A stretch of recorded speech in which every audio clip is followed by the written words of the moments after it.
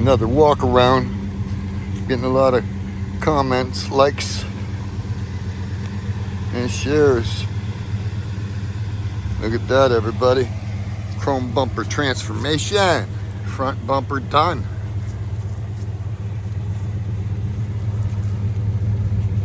This is the back corner of my property, by the way. Down by the creek. A lot of people think this car is a GTO. It's only got one exterior Charger emblem right there.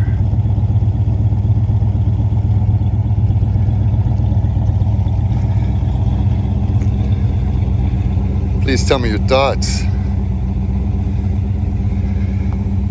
High optioned H code car. Looking for Mopar trade only. If I get rid of it. Or serious cash.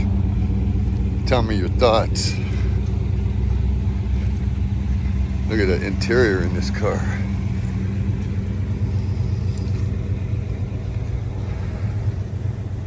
Everything's tight.